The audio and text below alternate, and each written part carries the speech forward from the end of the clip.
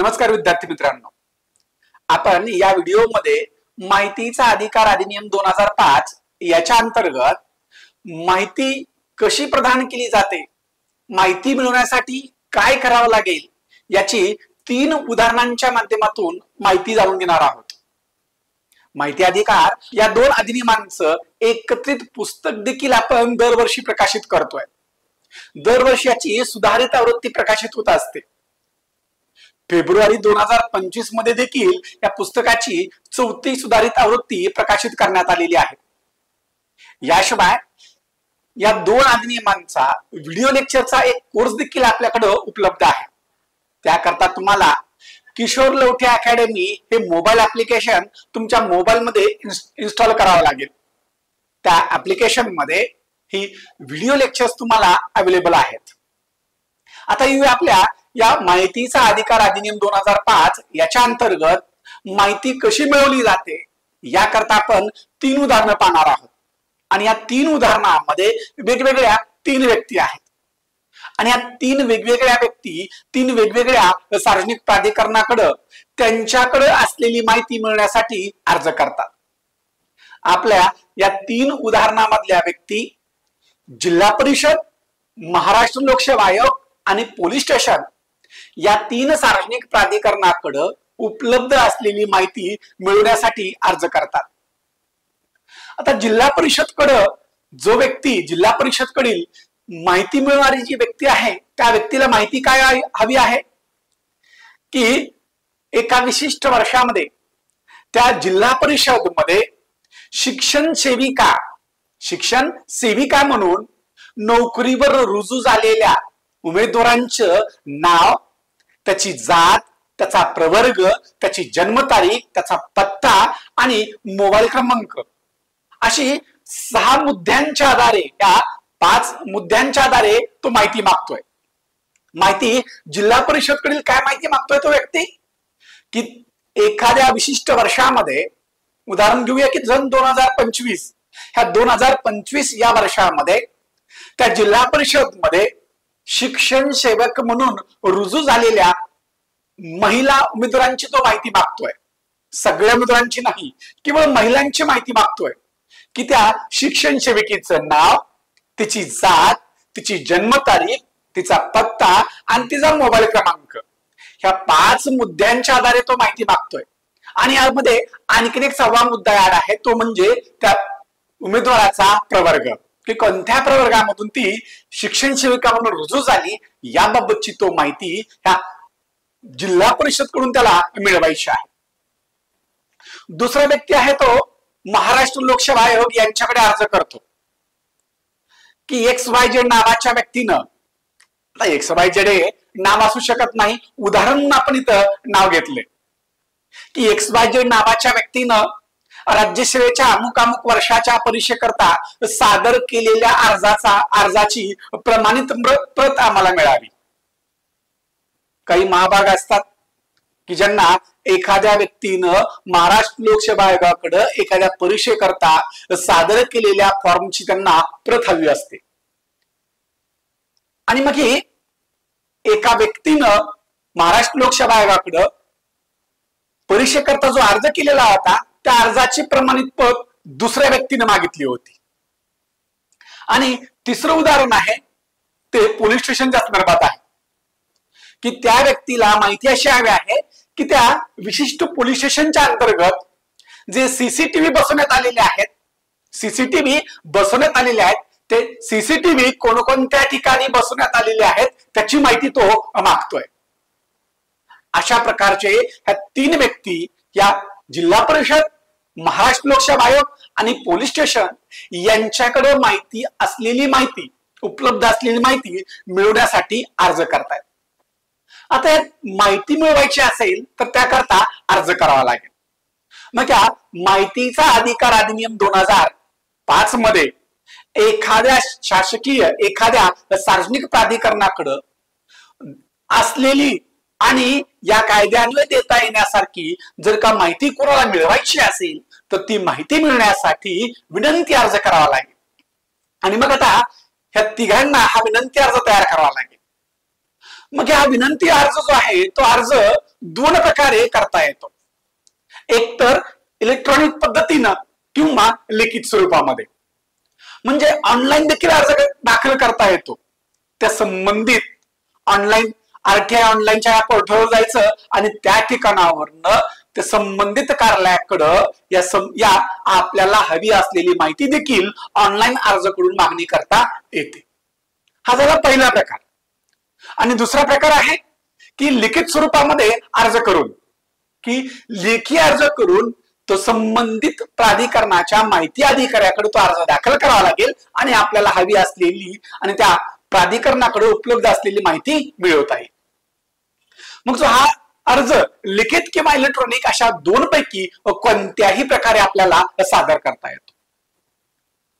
मग या तिघांना हा माहिती मिळण्यासाठी जो अर्ज करायचा आहे त्या अर्जाचा काही विशिष्ट नमुना वगैरे ठरवला आहे का? हो, की माहितीचा अधिकार अधिनियम 2005 या कायद्याप्रमाणे एखाद्या व्यक्तीला जर का सार्वजनिक प्राधिकरणाकडे असलेली माहिती मिळवायची असेल तर ती माहिती मिळण्यासाठी जो अर्ज करावा लागतो तो अर्जाचा नमुना देखील निश्चित करण्यात आलेला आहे. म्हणजे या कायद्यान्वये निश्चित करण्यात आलेल्या नमुन्यामध्ये तो अर्ज करणं आवश्यक आहे. आणि मग त्या विशिष्ट नमुन्यामधला अर्ज लिहावा लागेल किंवा ऑनलाईन पद्धतीने तो अर्ज भरावा लागेल. मग हा अर्ज करत असताना कोणत्या भाषेमध्ये अर्ज करता येईल मला? मग त्याकरता या कायद्यान्वये माहिती मिळण्यासाठी जो अर्ज करायचा आहे तो अर्ज करण्यासाठी 3 प्रकारच्या भाषांचा उल्लेख केलेला आहे. 3 प्रकारच्या भाषा कोणकोणत्या? हिंदी, इंग्रजी आणि ज्या घटक राज्यामध्ये अर्ज करायचा आहे त्या राज्याची राजभाषा. मी महाराष्ट्रातला व्यक्ती आहे, परंतु मी अर्ज करतोय उत्तर प्रदेश मधल्या एखाद्या सार्वजनिक प्राधिकरणाकडे, तर मला त्या ठिकाणी महाराष्ट्राच्या राजभाषेमध्ये अर्ज करून चालणार नाही. एकतर हिंदी, इंग्रजी किंवा उत्तर प्रदेश या राज्याची राजभाषा या 3 पैकी कोणत्याही एका भाषेमध्ये मला अर्ज करता येईल. आणि अर्ज कोण करू शकतो? या माहितीचा अधिकार अधिनियम 2005 प्रमाणे माहिती मिळण्याचा अधिकार हा केवळ आणि केवळ भारतीय नागरिकांना प्रदान करण्यात आलेला आहे. भारतीय नागरिक नसलेली कोणतीही व्यक्ती या कायद्याप्रमाणे माहिती मिळवण्यासाठी अर्ज दाखल करू शकत नाही किंवा माहिती मागू शकत नाही. पहिली अट सांगितलेली आहे की अर्ज करणारी व्यक्ती ही भारतीय नागरिकच असली पाहिजे. आणि भारतीय नागरिक मग हिंदी, इंग्रजी किंवा ज्या घटक राज्यामध्ये अशा प्रकारचा माहिती मिळण्यासाठी अर्ज करायचा आहे त्या राज्याच्या राजभाषेमध्ये अर्ज करावा लागेल. हिंदी, इंग्रजी आणि ज्या राज्यामध्ये अर्ज करायचा आहे त्या घटक राज्याची राजभाषा यापैकी कोणत्याही भाषेमध्ये मी अर्ज करू शकेल. मग महाराष्ट्रामध्ये अर्ज कोणत्या भाषेत करता येईल? हिंदी, इंग्रजी किंवा महाराष्ट्राची राजभाषा म्हणजे मराठी या 3 पैकी कोणत्याही भाषेमध्ये अर्ज करता येईल. मग त्या विशिष्ट नमुन्यामधला मी अर्ज या 3 पैकी कोणत्याही एका भाषेमध्ये लिहिला. अर्ज लिहून पूर्ण झाल्यानंतर त्यावर मी अर्जदाराची स्वाक्षरी म्हणून मी स्वतःची सही देखील केली. म्हणजे प्रत्येक अर्जावर अर्जदाराची पूर्ण स्वाक्षरी असणं आवश्यक आहे. आणि मग त्या विशिष्ट नमुन्यामधला अर्ज लिहिल्यानंतर आता अर्जाचा नमुना जर का तुम्हाला पाहायचा असेल तर आपलं टेलिग्राम चॅनल आहे किशोर लवटे अकॅडमी. ह्या टेलिग्राम चॅनलवर तुम्हाला ह्या अर्जाच्या नमुन्याची PDF तुम्हाला पाहायला मिळेल. तुम्हाला जर का या माहितीच्या अधिकाराप्रमाणे माहिती मिळण्यासाठी अर्ज करायचा असेल तर ती PDF प्रिंट करून तुम्ही कोणत्याही सार्वजनिक प्राधिकरणाकडे उपलब्ध असणारी माहिती मिळण्यासाठी अर्ज दाखल करू शकता. मग या अर्जासोबत हा जो माहिती मिळण्यासाठी जो विनंती अर्ज मी करतोय त्या अर्जासोबत काय फी द्यावी लागते का? त्याचं उत्तर हो आहे की अर्जासोबत फी देणं बंधनकारक आहे. अर्जासोबत फी देणं बंधनकारक आहे. पण ह्या फीच्या बाबतीमध्ये एक महत्वाचा मुद्दा लक्षात घ्यायचा की दारिद्र्य रेषेखालील व्यक्तीला कोणत्याही प्रकारची फी देण्याची आवश्यकता नाही. म्हणजे अर्जासोबत त्या व्यक्तीला नमूद करावं लागेल की ती व्यक्ती दारिद्र्य रेषेखालील आहे किंवा कसं. त्या माहितीच्या अधिकाराचा जो अर्जाचा नमुना आहे त्या नमुन्यामध्येच एक प्रश्न आहे की अर्जदार व्यक्ती ही दारिद्र्य रेषेखालील आहे काय. आणि तुम्ही जर त्याचं उत्तर हो असं दिलं असेल तर मग त्यासोबत त्या अर्जासोबत तुम्हाला तुम्ही दारिद्र्य रेषेखालील आहात याबाबतचा पुरावा जोडावा लागतो. मग काय पुरावा असतो? आपल्याकडे असणार पिवळ्या रंगातील शिधापत्रिका, रेशन कार्ड हा पुरावा आपण त्यासोबत जोडू शकतो. आणि जर का अर्जदार व्यक्ती ही दारिद्र्य रेषेखालील नसेल तर त्या व्यक्तीला त्या विनंती अर्जासोबत फी द्यावी लागेल. मग ही फी किती असते? शासनानं निश्चित केल्याप्रमाणे ही फी द्यावी लागेल. सध्या महाराष्ट्रामध्ये माहितीच्या अधिकारान्वये अर्ज करण्यासाठी किंवा माहिती मिळवण्यासाठी या अर्जासोबत 10 रुपये इतकी फी द्यावी लागते. प्रत्येक अर्जासोबत तुम्ही जितके अर्ज कराल त्या प्रत्येक अर्जासोबत ही 10 रुपये रक्कम ही तुमची फी म्हणून आकारली जाईल. आणि एका अर्जामध्ये एकाच विषयाची तुम्हाला माहिती मागता येते. जर का एकापेक्षा अधिक विषयाची माहिती मागण्यात आली असेल तर त्या कारणावरनं तुमचा अर्ज नाकारला जाऊ शकतो. आता ही अर्जासोबत जी देवाची फी आहे फी कशी देता येईल? एकतर जर का इलेक्ट्रॉनिक स्वरूपामध्ये अर्ज केला जात असेल तर ती फी तुम्हाला ऑनलाईन नेट बँकिंगच्या माध्यमातून ही फी अदा करता येईल किंवा फोन पे, गुगल पे यासारख्या वेगवेगळ्या साधनांच्या माध्यमातून आपल्याला ही फी देता येईल. आणि जर का लेखी स्वरूपामध्ये अर्ज केला असेल तर त्या अर्जासोबत फी तुम्हाला द्यावी लागते. ती एकतर demand draft, court fee stamp, पोस्टामध्ये मिळणाऱ्या IPO, मग याशिवाय अशा प्रकारची याशिवाय कोर्टामध्ये मिळणारे कोर्ट फी स्टॅम्प यांच्या माध्यमातून आपल्याला ही फी द्यावी लागेल. मग 10 रुपयाचा कोर्ट फी स्टॅम्प आणायचा आणि त्या अर्जावर तो चिटकवायचा. दर्शनी भागामध्ये तो कोर्ट फी स्टॅम्प चिटकवला जातो आणि ज्यावेळी लिखित अर्ज केला जातो त्या लिखित अर्जाच्या सोबत सर्वात जास्त फी देण्याचा प्रकार कोणता अवलंबला जातो तर तो म्हणजे कोर्ट फी स्टॅम्पच्या स्वरूपामध्ये फी अदा करणं.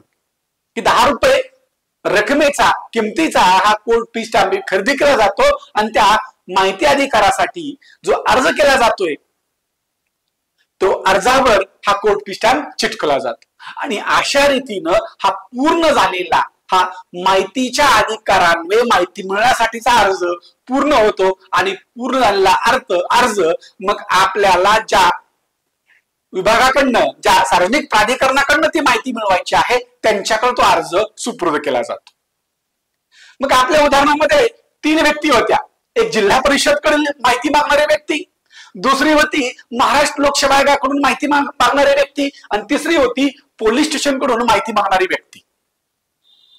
ह्या सार्वजनिक प्राधिकरणावर बंधनकारक आहे की सार्वजनिक प्राधिकरणानं आपल्या प्रत्येक कार्यालयामध्ये एक माहिती अधिकारी नियुक्त केला पाहिजे.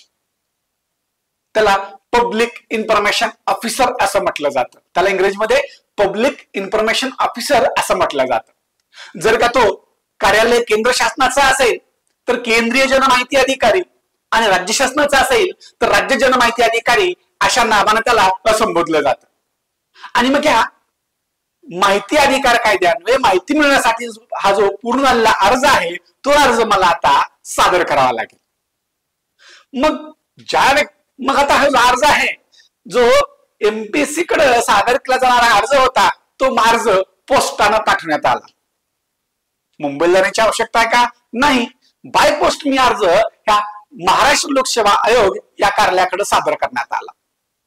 आता बघा उदाहरण आठवा की महाराष्ट्र लोकसेवा आयोगाकडे XYZ नावाच्या व्यक्तीच्या बाबत माहिती मागण्यात आली होती की त्या व्यक्तीनं मागणारी दुसरीच व्यक्ती होती की XYZ नावाच्या व्यक्तीनं महाराष्ट्र लोकसेवा आयोगाकडे सादर करण्यात आलेल्या परीक्षेकरता सादर करण्यात आलेल्या अर्जाची प्रत आम्हाला पुरवण्यात यावी. जिल्हा परिषदकडे 2025 मध्ये शिक्षण सेविका म्हणून रुजू झालेल्या महिला उमेदवारांची पूर्ण नाव, जात, प्रवर्ग, जन्मतारीख, पत्ता आणि मोबाईल क्रमांक ह्या 6 मुद्द्याच्या आधारे माहिती मागितली होती. पोलीस स्टेशनकडे काय माहिती पाहिजे होती की पोलीस स्टेशननं कोणकोणत्या ठिकाणी CCTV कॅमेरे बसवलेत त्याच्या मला पूर्ण माहिती हवी. अशा प्रकारचे 3 अर्ज होते आणि हे 3 अर्ज तयार केले आणि तयार केल्यानंतर हा जो जिल्हा परिषदकडे माहिती मागणारा व्यक्ती होता, जिल्हा परिषदकडील माहिती मागणारा व्यक्ती होता, त्याने काय केला की अर्ज लिहिताना त्याचा गोंधळ झाला आणि त्यानं अर्ज लिहिला माहिती अधिकारी तहसील कार्यालय यांच्या नावानं अर्ज लिहिला. आता माहिती अधिकारी तहसील कार्यालय यांच्या नावानं अर्ज लिहिला, तर माहिती होती कुठली? जिल्हा परिषदकडे. अर्ज सादर कुठे केला? तहसील ऑफिस मध्ये. महाराष्ट्र लोकसेवा आयोगाकडे जो अर्ज होता तो मात्र त्या महाराष्ट्र लोकसेवा आयोगाच्या माहिती अधिकाऱ्याकडे पोहोचला. आता पोलीस स्टेशनच्या बाबतीमध्ये पोलीस स्टेशनमध्ये सहाय्यक माहिती अधिकारी नियुक्त केला जातो आणि पोलीस स्टेशन करता कार्यालय असतं ते उपविभागीय पोलीस अधिकारी यांचं कार्यालय. कुणाचं? उपविभागीय पोलीस अधिकारी कार्यालय यांच्या कार्यालयामध्ये असणारा उपविभागीय पोलीस अधिकारी हा पोलीस स्टेशन करता माहिती अधिकारी असतो. पोलीस स्टेशन मध्ये सहाय्यक माहिती अधिकारी असतो. आता माहिती अधिकारी आणि सहाय्यक माहिती अधिकारी ह्या दोघांच्या मध्ये काय फरक असतो? सहाय्यक माहिती अधिकारी फक्त प्राप्त होणारी अर्ज स्वीकारणे आणि माहिती अधिकाऱ्याकडे सादर करणे. सहाय्यक माहिती अधिकाऱ्याचं काय काम आहे की लोकांच्याकडनं दिले जाणारे अर्ज स्वीकारणे आणि ते अर्ज माहिती अधिकाऱ्याला पाठवून देणे, किंवा जर अपील असेल किंवा तक्रार असेल तर ती राज्य माहिती आयोग किंवा केंद्रीय माहिती आयोग यांच्याकडे सुपूर्द करणे, किंवा अपील असेल तर अपील अधिकाऱ्याकडे ते पाठवून देणं हे सहाय्यक माहिती अधिकाऱ्याचं काम आहे. आणि माहिती अधिकाऱ्याचं काय काम आहे? माहिती अधिकाऱ्याचं काम आहे की आलेल्या अर्जावर, प्राप्त झालेल्या अर्जावर 30 दिवसाच्या आत निर्णय घेणं. एकतर माहिती देणं किंवा माहिती नाकारणं, ह्या दोनपैकी एक निर्णय घेणं हे माहिती अधिकाऱ्याचं काम आहे. आता आपण घेतलेल्या 3 उदाहरणांच्या बाबतीमध्ये हा विनंती अर्ज तयार झाला आणि महाराष्ट्र लोकसेवा आयोगाकडे जो अर्ज सादर करायचा होता तो अर्ज पोस्टाने पाठवण्यात आला आणि तो अर्ज महाराष्ट्र लोकसेवा आयोगाच्या पब्लिक इन्फॉर्मेशन ऑफिसर यांच्याकडे अर्ज तो पोहोचला. यांचं काय काम आहे की प्राप्त झालेल्या अर्जावर निर्णय घेणं, 30 दिवसाच्या आत निर्णय घेणं, एकतर माहिती देणं किंवा माहिती नाकारणं. आता दुसरा जो अर्ज होता तो दुसरा अर्ज कुठे पोहोचवला? पोलीस स्टेशन मध्ये असणाऱ्या सहाय्यक माहिती अधिकाऱ्याकडे अर्ज पोहोचवला. त्याला असिस्टंट पब्लिक इन्फॉर्मेशन ऑफिसर असं म्हटलं जातं. आणि ज्यावेळी सहाय्यक माहिती अधिकाऱ्याकडे अर्ज प्राप्त होतो त्यावेळी त्या सहाय्यक माहिती अधिकाऱ्याची जबाबदारी आहे की 5 दिवसाच्या आत, शक्य तितक्या लवकर आणि जास्तीत जास्त 5 दिवसाच्या आतमध्ये तो अर्ज त्या कार्यालयाच्या माहिती अधिकाऱ्याकडे सुपूर्द करणं. आणि पोलीस स्टेशनकडे जो अर्ज करण्यात आला होता, पोलीस स्टेशनच्या सहाय्यक माहिती अधिकाऱ्याकडे जो अर्ज करण्यात आला होता तो अर्ज आता उपविभागीय पोलीस अधिकारी हे माहिती अधिकारी असल्यामुळं त्यांच्या कार्यालयाकडे पाठवण्यात आला. त्याला अवधी आता शक्य तितक्या लवकर आणि जास्तीत जास्त 5 दिवसाच्या आत तो अर्ज हस्तांतरण करणं बंधनकारक आहे. आणि आता ज्या बाबतीमध्ये ज्या प्रसंगी की माहितीच्या अधिकारांवर माहिती मिळण्यासाठी जो अर्ज आहे तो अर्ज जर का सहाय्यक माहिती अधिकाऱ्याकडे देण्यात आला असेल तर त्या बाबतीमध्ये माहितीच्या अर्जावर निर्णय घेण्यासाठी जो अवधी आहे त्या अवधीमध्ये 5 दिवसांनी काय केली जाईल? वाढ केली जाईल. का बरं असं?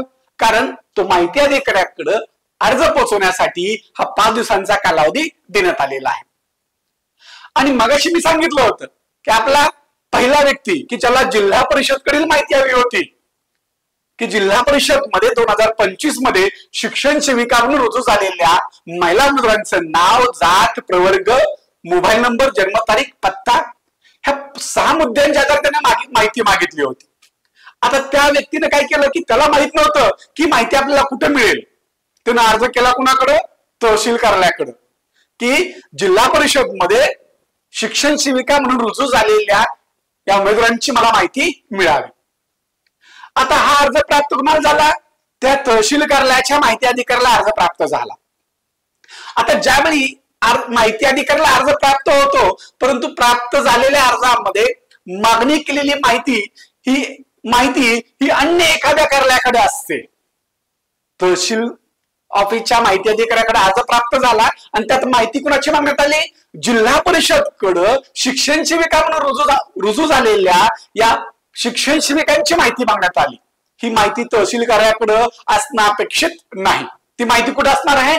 जिल्हा परिषदकडे असणार आहे. म्हणून या तहसील ऑफिसच्या या माहिती अधिकाऱ्यानं काय केलं की तो अर्ज ह्या संबंधित कार्यालयाकडे म्हणजे जिल्हा परिषदच्या माहिती अधिकाऱ्याकडे पाठवून दिला आणि अर्जदार व्यक्तीला कळवलं की तुमचा अर्ज, तुम्ही मागितलेली माहिती आमच्या कार्यालयाकडे उपलब्ध नाहीये, ती माहिती जिल्हा परिषद कार्यालयाकडे उपलब्ध असू शकते, तुमचा अर्ज त्यांच्याकडे हस्तांतरित करण्यात आलेला आहे. माहिती मिळण्यासाठी यानंतर तुम्ही त्या संबंधित जिल्हा परिषदच्या माहिती अधिकाऱ्याशी संपर्क साधावा. अशा प्रकारे आता ह्या अन्य कार्यालयाकडे माहिती असल्यामुळं हा तहसील कार्यालयाच्या माहिती अधिकाऱ्यानं तो अर्ज हा कुणाकडे ट्रान्सफर केला? जिल्हा परिषदच्या माहिती अधिकाऱ्याकडे हस्तांतरित केला. ज्यावेळी अर्जामध्ये मागितलेल्या माहितीचा विषय अन्य कार्यालयाशी संबंधित असतो त्यावेळी अर्ज हस्तांतरण करण्यासाठी पुन्हा या ठिकाणी 5 दिवस देण्यात आलेले आहेत. आणि याही बाबतीमध्ये मग काय होतं की अर्जावर निर्णय घेण्याचा जो कालावधी आहे त्या कालावधीमध्ये 5 दिवसांनी वाढ केली जाते. आता माहिती अधिकाऱ्याला अर्ज प्राप्त झाला. आता आपण सांगितलेले तिन्हीच्या तिन्ही अर्ज त्या कार्यालयाच्या माहिती अधिकाऱ्याकडे प्राप्त झाले. जिल्हा परिषदकडील माहिती मागणाऱ्या व्यक्तीचा अर्ज जिल्हा परिषदच्या माहिती अधिकाऱ्याकडे प्राप्त झाला. पोलीस स्टेशन कडील माहिती मागणाऱ्या व्यक्तीचा अर्ज त्या पोलीस स्टेशनला माहिती अधिकारी असणारे उपविभागीय पोलीस अधिकारी की ज्यांना व्यवहारामध्ये आपण डीवायएसपी म्हणतो त्यांच्याकडे प्राप्त झाला. आणि महाराष्ट्र लोकसेवा आयोगाकडे एका परीक्षेकरता सादर करण्यात आलेल्या अर्जाची प्रमाणित प्रत मागणाऱ्या व्यक्तीचा अर्ज महाराष्ट्र लोकसेवा आयोगाच्या माहिती अधिकाऱ्याकडे प्राप्त झाला. आता अशा प्रकारचा माहितीच्या अधिकाऱ्यांमध्ये अर्ज प्राप्त झाल्यानंतर पहिल्यांदा हे पाहिलं जातं की तो अर्ज योग्य रीतीने भरण्यात आलेला आहे किंवा कसा. मग त्याची तपासणी होते. त्या अर्जावर संबंधित व्यक्तीची सही आहे का, आवश्यक असणारी फी अर्जासोबत जोडलेली आहे का, जर का फी जोडलेली नसेल तर ती व्यक्ती दारिद्र्य रेषेखालील आहे काय, दारिद्र्य रेषेखालील व्यक्ती नसताना फी सोबत जोडली नसेल तर फी सोबत जोडली नसल्याच्या कारणावरून तो ती माहिती नाकारली जाऊ शकते. जर का अर्जावर सहीच केली नसेल तर अर्ज अपूर्ण असल्याच्या कारणावरनं तो अर्ज नाकारला जाऊ शकतो किंवा निकाली काढला जाऊ शकतो. म्हणून अर्ज परिपूर्णरित्या भरलेला आहे का याची खातरजमा करून घेतली जाईल. आता ज्यावेळी असं कधी कधी घडतं की एखादी व्यक्ती शासकीय कार्यालयामध्ये या सार्वजनिक प्राधिकरणाकडे पोहोचते आणि ती सांगते की मला माहितीच्या अधिकाऱ्याखाली माहिती मिळण्यासाठी अर्ज करायचा आहे पण मला लिहिता वाचता येत नाही. मग त्या संबंधित माहिती अधिकाऱ्याची जबाबदारी आहे की जर का एखादी व्यक्ती तोंडी स्वरूपामध्ये माहितीची मागणी करत असेल तर त्या व्यक्तीची ही तोंडी स्वरूपातली माहिती लिखित स्वरूपामध्ये आणण्यासाठी त्याला आवश्यक असणारी सगळी मदत करणं या माहिती अधिकाऱ्यावर बंधनकारक आहे.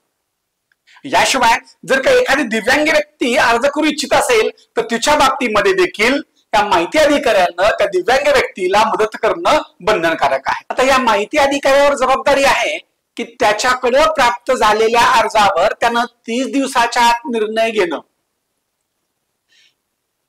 हा जो माहिती अधिकारी आहे ह्या माहिती अधिकाऱ्याकडे जो अर्ज प्राप्त झालाय त्या अर्जावर निर्णय घ्यायचा आहे. निर्णय घेण्यासाठी कालावधी दिला आहे 30 दिवसाचा. 30 दिवसाच्या आत त्यानं एकतर माहिती द्यावी किंवा माहिती नाकारावी.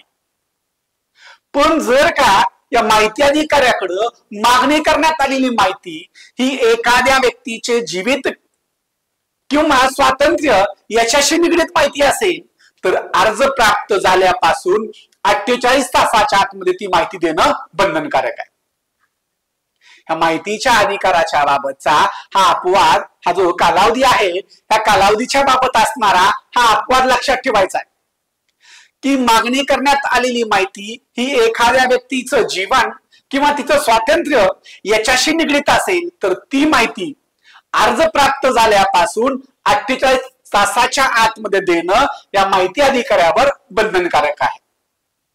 याचं उदाहरण कोणतं सांगता येईल की एक उदाहरण असं आहे की पोलीस गाडी आली आणि पोलीस गाडीमध्ये 4 युवकांना बसवण्यात आलं आणि पोलीस गाडी निघून गेली.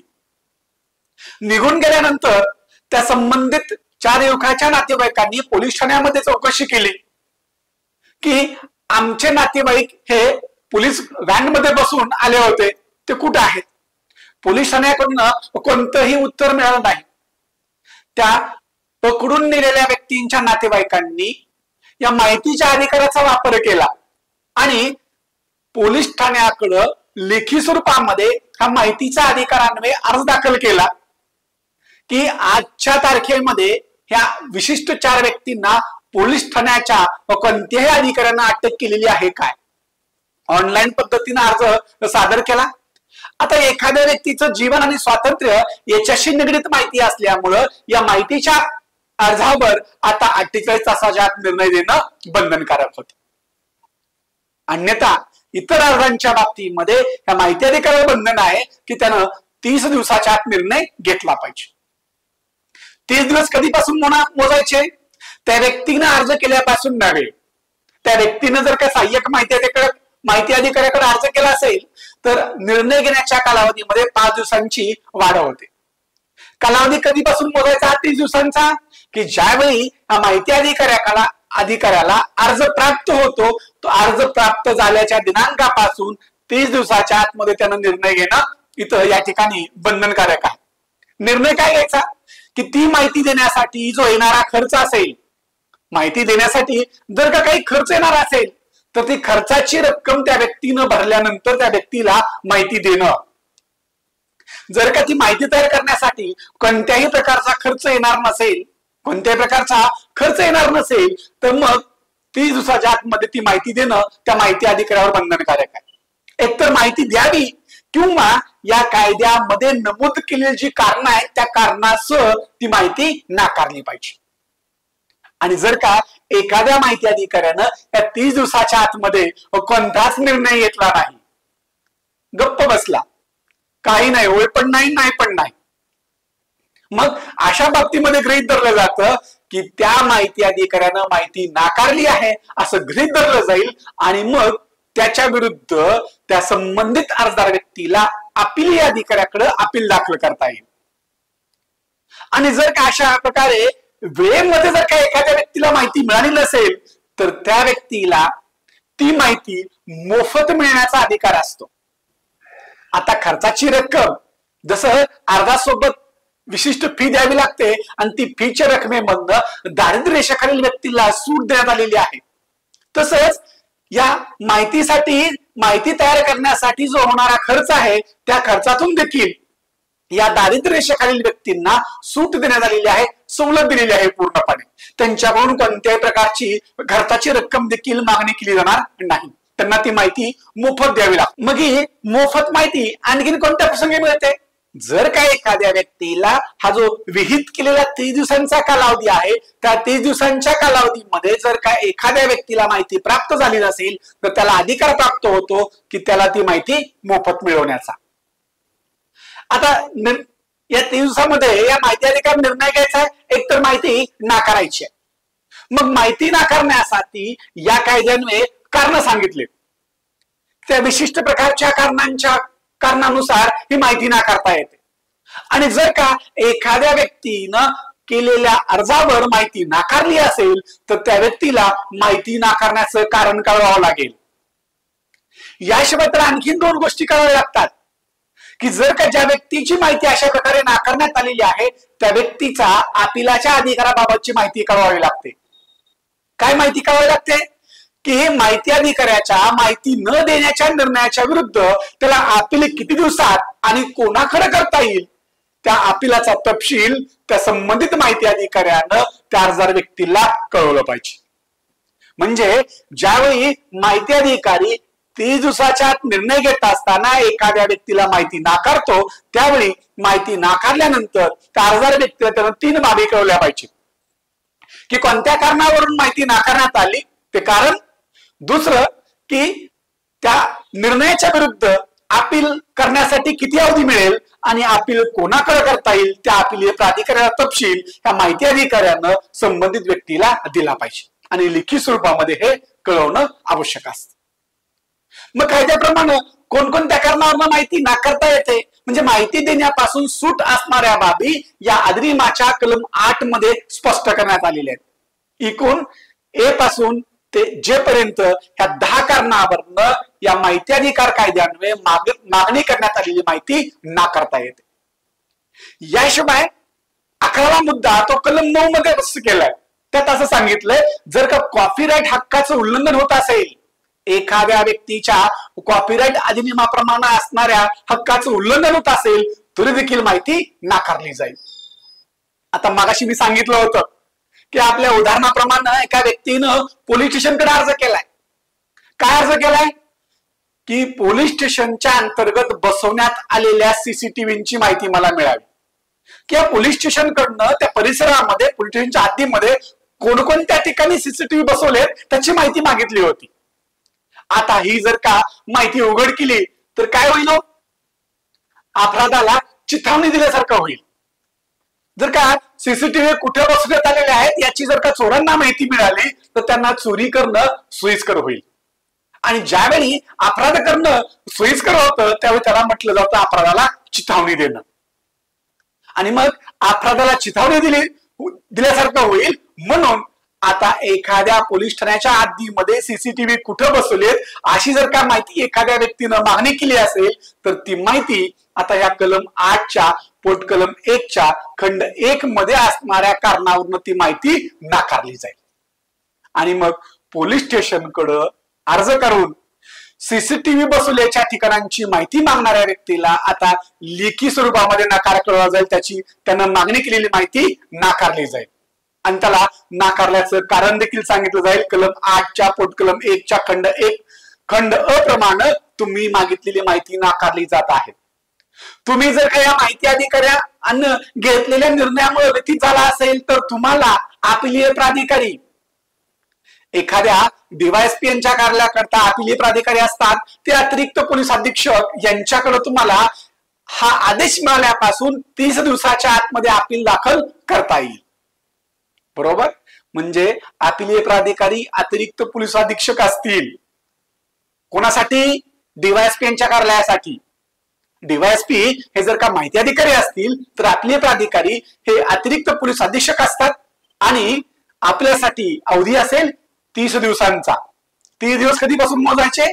हा आदेश, नकाराचा आदेश त्या व्यक्तीला मिळाल्यापासून 30 दिवसाच्या आतमध्ये त्या व्यक्तीला या अपीलीय अधिकाऱ्याकडे अपील दाखल करता येईल असं त्या व्यक्तीला कळवावं लागेल. आणि इथं पोलीस ठाण्याकडे अर्ज करणारी जी व्यक्ती होती, पोलीस ठाण्याकडे जी अर्ज करणारी व्यक्ती होती आणि तिने मागितलं काय की त्या पोलीस स्टेशनच्या हद्दीमध्ये सीसीटीव्ही कॅमेरे कोणकोणत्या ठिकाणी बसवलेले आहेत त्या ठिकाणांची माहिती मागितली होती, त्याची यादी मागितली होती. आणि ती माहिती या पोलीस ठाण्याकरता असणारे माहिती अधिकारी, उपविभागीय पोलीस अधिकाऱ्यांनी ती माहिती नाकारली आणि नाकारण्याचं कारण सांगितलं. अपीलीय प्राधिकारी कळवला, अपिलाचा कालावधी कळवला आणि या संबंधित व्यक्तीचा जो अर्ज होता तो अर्जाची कार्यवाही समाप्त झाली. कधीपर्यंत? जर त्यांना अपील केलं नसेल तर. आणि मग आता तो अपील करू शकतो.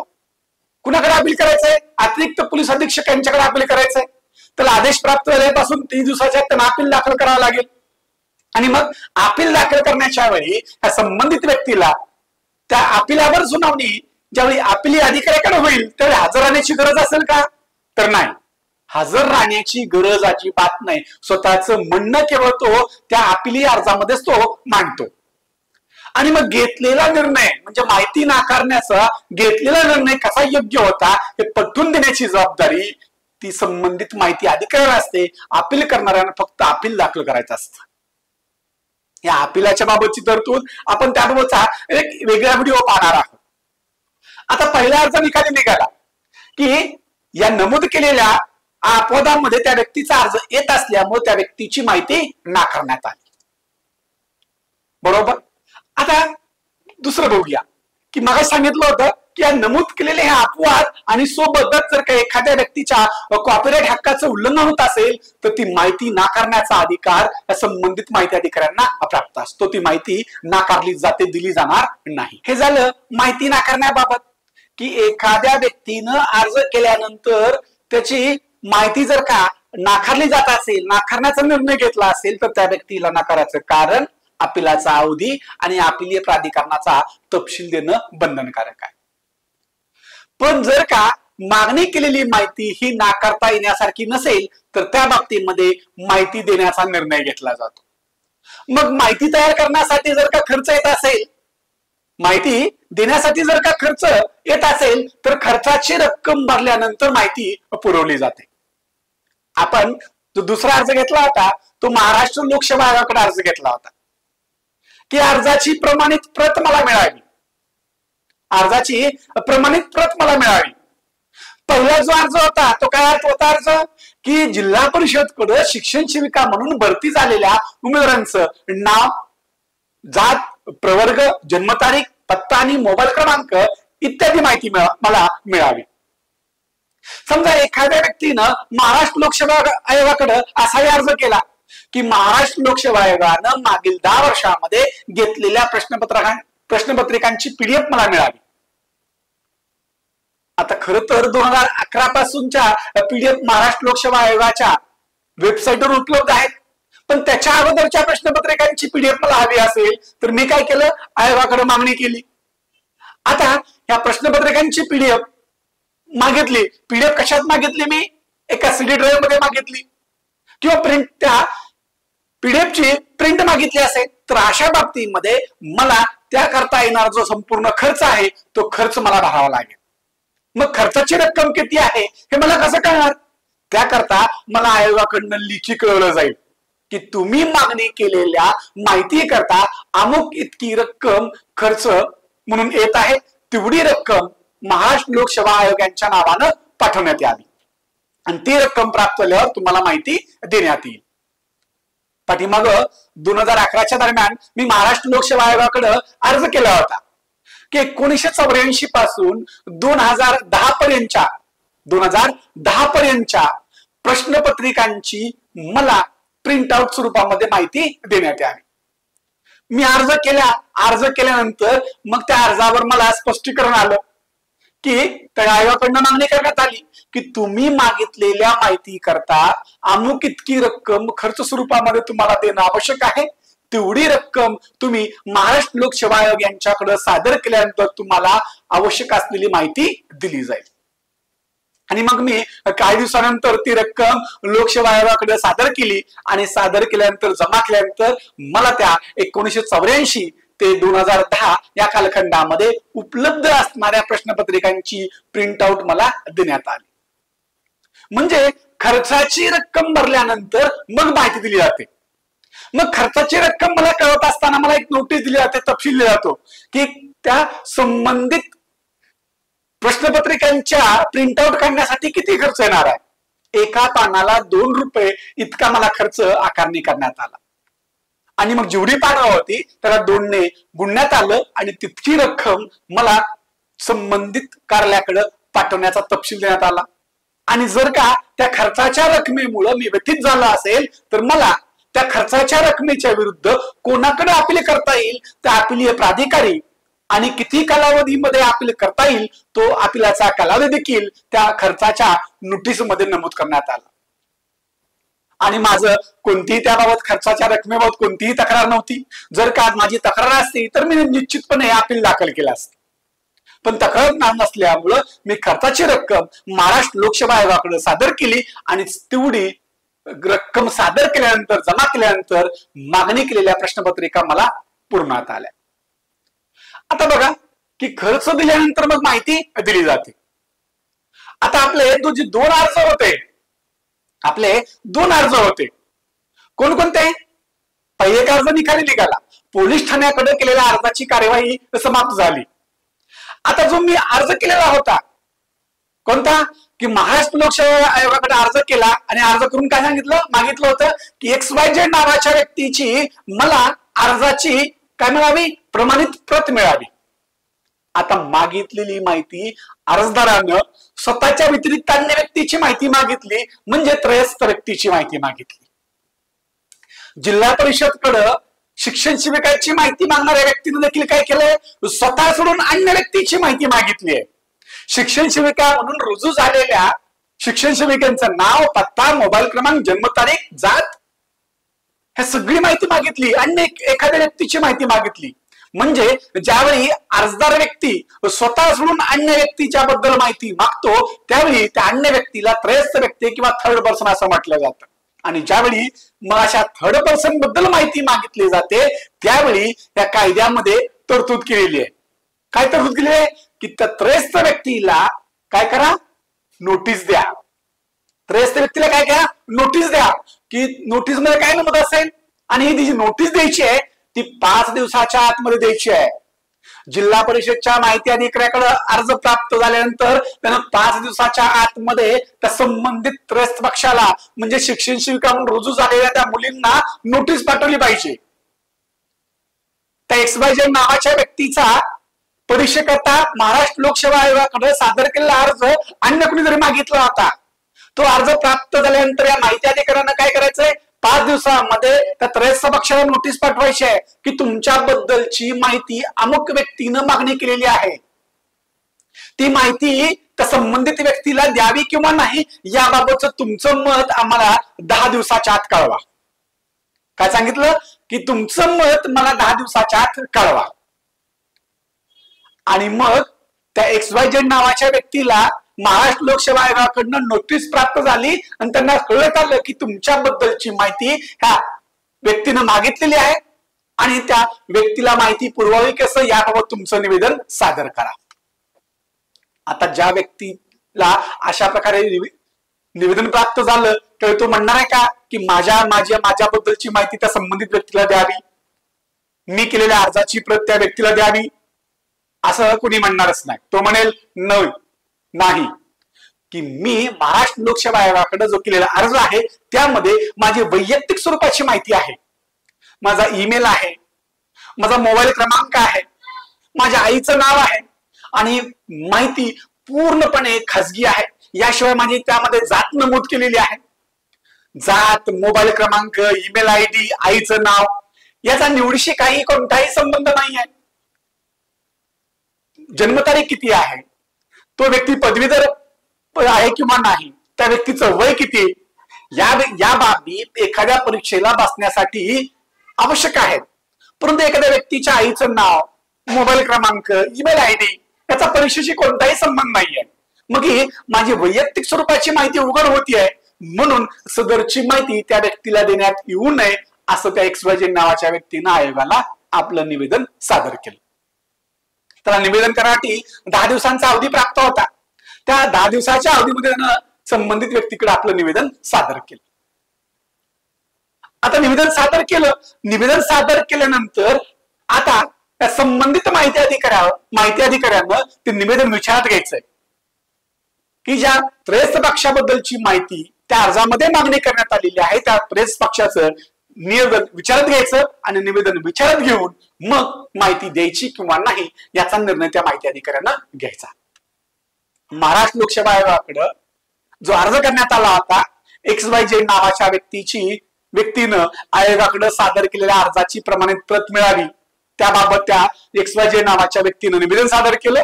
ते निवेदन त्या माहिती अधिकाऱ्याने विचारात घेतलं आणि निर्णय घेतला की तुम्ही मागणी केलेली माहिती ही वैयक्तिक स्वरूपाची माहिती असल्यामुळे ती नाकारली जात आहे. आणि तो निर्णय काय घ्यावा ते संबंधित माहिती अधिकाऱ्यावर अवलंबून असेल. आता पहिला अर्ज काय होता की पहिला अर्ज होता की जिल्हा परिषद मध्ये शिक्षण सेविका म्हणून रुजू झालेल्या शिक्षण सेविकांची माहिती मिळावी. नाव, जात, प्रवर्ग, जन्मतारीख, पत्ता आणि मोबाईल क्रमांक 6 मुद्द्यावर माहिती मागितली होती. आता हे 6 मुद्द्यावर माहिती मागितल्यानंतर आता ही माहिती मागण्याचं कारणही कुठं त्यानं सांगितलं नव्हतं. आता माहिती अधिकार कायद्याप्रमाणे ज्यावेळी अर्ज केला जातो त्यावेळी माहिती कशासाठी पाहिजे ह्याचं कारण कोणी विचारू शकत नाही. त्या माहिती अधिकाराचा जो अर्ज करायचा आहे त्या अर्जामध्ये आवश्यक असलेल्या माहितीचं वर्णन आणि संपर्कासाठी पत्ता एवढ्या 2च बाबी आपल्याला देणं बंधनकारक आहे. अन्य कोणतीही माहिती देणं, वैयक्तिक माहिती देणं बंधनकारक नाही. कोणत्या कारणासाठी हवी आहे किंवा अन्य कोणताही वैयक्तिक तपशील त्या ठिकाणी नमूद करणं आवश्यक नाही. आता या व्यक्तीनं शिक्षण सेवकांची माहिती मागितली होती आणि मग ही माहिती का मागितली तर कारण कोणी विचारू शकत नाही. संबंधित माहिती अधिकाऱ्यानं त्रयस्थ पक्षाची माहिती देत असल्यामुळं तर त्रयस्थ पक्षाची खाजगी माहिती त्यामध्ये होते. आता शिक्षण सेविका म्हणून रुजू झालेल्या व्यक्तीचं नाव, त्याची जात, प्रवर्ग, जन्मतारीख, पत्ता आणि मोबाईल क्रमांक हे मुद्दे मागितले होते. नाव देता येईल की कोणकोणत्या व्यक्ती त्या ठिकाणी शिक्षण सेवक म्हणून रुजू झाल्या त्या व्यक्तीचं नाव त्या ठिकाणी कळवता येईल किंवा देता येईल. नाव देता येऊ शकतं, जात देता येऊ शकणार नाही, कारण सिलेक्शन होण्यासाठी प्रवर्ग आवश्यक असतो, जात आवश्यक नसते. मग दुसरं, जन्मतारीख देता येईल का? हो, एखादी व्यक्ती 18 वर्ष पूर्ण झाल्याशिवाय कोणत्याही शासकीय नोकरीला पात्र नसते. मग त्याची पात्रता आणि अपात्रता तपासणी करण्याकरता त्या व्यक्तीची जन्मतारीख देता येईल. पत्ता देता येईल का? पत्ता देता येणार नाही. त्या व्यक्तीचा मोबाईल क्रमांक, हा मोबाईल क्रमांक वैयक्तिक स्वरूपाचा आहे, मोबाईल क्रमांकही देता येणार नाही. म्हणजे एकाच अर्जामध्ये मागणी केलेल्या माहितीमध्ये काही माहिती ही देता येते आणि काही माहिती नाकारता येते. मग अशा वेळी काय करावं लागेल? अशा वेळी या कायद्यामध्ये तरतूद करण्यात आलेली आहे की माहितीची विभागणी करता येईल. या एकाच अर्जामध्ये अशा प्रकारची माहिती मागण्यात आलेली आहे की काही माहिती देता येईल आणि काही माहिती नाकारता येईल. तर यावेळी काय करता येईल? हा माहिती अधिकारी ह्या माहितीचं पृथक्करण करू शकेल आणि जी माहिती या कायद्यान्वये देता येते तीच माहिती देण्याचा निर्णय घेण्यात येईल आणि जी माहिती नाकारता येण्यासारखी आहे ती माहिती नाकारली जाईल. आणि अशा प्रकारे माहितीची विभागणी करून माहितीचं पृथक्करण करून माहिती देता येईल.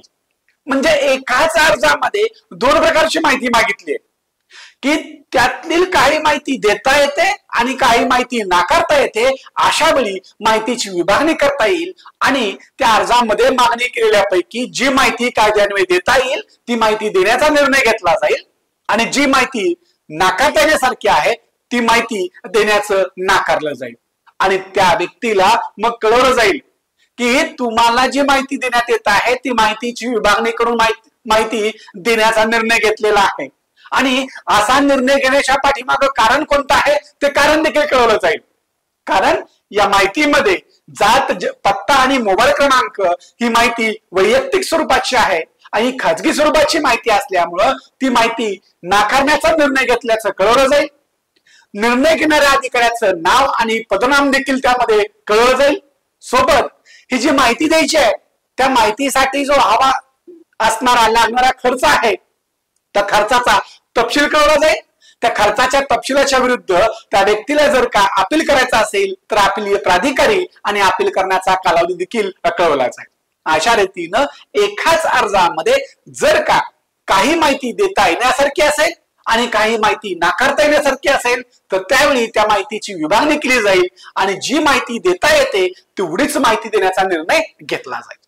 आणि मग त्या संबंधित व्यक्तीला की ज्यांना जिल्हा परिषद मध्ये शिक्षण सेविका म्हणून भरती झालेल्या महिला उमेदवारांची माहिती मागितली होती त्याला केवळ नाव, प्रवर्ग आणि जन्मतारीख या 3 मुद्द्यांच्या आधारे माहिती देण्याचा निर्णय झाला आणि उर्वरित 3 मुद्दे कोणकोणते? जात, पत्ता आणि मोबाईल क्रमांक ह्या 3 मुद्द्यावर आधारित माहिती नाकारण्यात आली आणि याही अर्जावरची कार्यवाही इथं संपली. आता ज्यावेळी एखाद्या व्यक्तीला माहिती देण्याबाबत कळवलं जातं, माहिती देण्याबाबत कळवलं जातं की खर्चाची रक्कम तुम्ही भरा आणि त्यानंतर तुम्हाला माहिती दिली जाईल.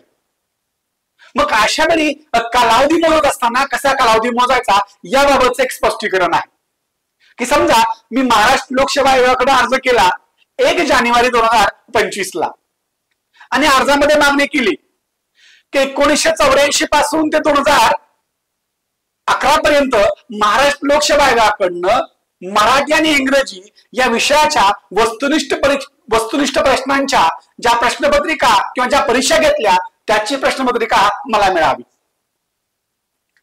सदरच्या माहितीबाबत मला आयोगाकडनं कळवण्यात आलं 15 जानेवारीला. लगेच त्याच महिन्यामध्ये तात्काळ आयोगानं कार्यवाही केली आणि 15 जानेवारीला मला कळवलं की तुम्ही मागितलेल्या माहिती करता रुपये इतका खर्च आवश्यक आहे तेवढी रक्कम आयोगाकडे सादर करा. परंतु काही कारणामुळं मी आयोगाकडे रक्कम सादर करू शकलो नाही आणि अगदी उशिरा म्हणजे 14 मे 2025 ला मी जर का ते रक्कम आयोगाकडे सादर केली असेल आणि सादर केल्यानंतर मला आता ती माहिती आयोगाकडनं पुरवली जाईल. आता या उदाहरणामध्ये 14 मे 2025 ला मी आयोगाकडे रक्कम सादर केल्यानंतर, ह्या तारखा काल्पनिक तारखा आहेत, की आयोगाकडे मी ती रक्कम सादर केल्यानंतर मग मला 16 मे किंवा 20 मे ला आयोगाकडनं ती माहिती प्राप्त झाली. आता मी अर्ज केला जानेवारी महिन्यामध्ये, माहिती मिळाली मला मे महिन्यामध्ये. मग एखाद्या अर्जावर 30 दिवसाच्या आत निर्णय घ्यावा याबाबतचं बंधन पाळण्यात आलेलं आहे काय? तर याचं उत्तर हो असं आहे. इथे एक अपवाद सांगितलंय, एक स्पष्टीकरण सांगितलंय. जर का एखाद्या व्यक्तीला माहितीच्या अधिकारान्वये माहिती प्रदान करण्यासाठी येणाऱ्या खर्चाबाबत कळवलं असेल, खर्चाबाबत कळवल्याच्या तारखेपासून 15 जानेवारी 2025 ला मला खर्चाबाबत कळवलं आणि रक्कम, आणि तिथून मी रक्कम भरेपर्यंत त्या संबंधित व्यक्तीनं खर्चाची रक्कम जमा करण्याचा जो तारीख आहे 14 मे 2025 ही जी तारीख आहे, या दरम्यानचा कालावधी हा 30 दिवसांचा कालावधी मोजत असताना तो कालावधी विचारात घ्यायचा नाही. म्हणजे मला कळवलं की तुम्हाला इतका खर्च द्यावा लागेल, खर्च कळवल्यापासून मी खर्च भरेपर्यंतचा जो कालावधी आहे तो कालावधी, हे माहिती देण्यासाठी जो 30 दिवसाचा कालावधी निश्चित केलेला आहे तो कालावधी मोजत असताना हा खर्च भरण्याचा कालावधी विचारात घ्यायचा नाही, हे स्पष्टीकरण या ठिकाणी लक्षात ठेवायचं. आणि अशा रीतीनं ह्या आपल्या या कायद्याप्रमाणे करण्यात आलेल्या तिन्ही अर्जाची कार्यवाही संपली. आता प्रश्न असा की जिल्हा परिषदकडं जो माहिती मिळवण्यासाठी अर्ज करण्यात आला होता ते अर्ज करण्याचं कारण काय? हे वास्तवातलं खरं उदाहरण होतंय. फक्त यातला जो कालावधी आहे तो कालावधी फार जुना आहे. ज्यावेळी माहितीचा अधिकार अधिनियम मंजूर झाला, अंमलबजावणी सुरू झाली, लगेचच उद्भवलेलं हे प्रकरण होतं. या व्यक्तीला आतापर्यंत मी कुठेही म्हटलं नाही की या कारणासाठी त्या व्यक्तीने माहिती मागितली होती. त्या व्यक्तीला कारण विचारण्याचा अधिकार कोणालाही नाही. मग त्या माहिती अधिकाऱ्यानं खाजगीमध्ये कायदेशीर प्रक्रिया संपली आता आणि खाजगीमध्ये विचारलं की महोदय तुम्हाला ही माहिती कशासाठी हवी आहे? तर त्यावेळी सांगितलं त्यानं, माझा मुलगा शिक्षण सेवक म्हणून कोकणामध्ये नोकरीला लागलेला आहे. माझा जिल्हा सोलापूर आहे, पण माझा मुलगा कुठं आहे?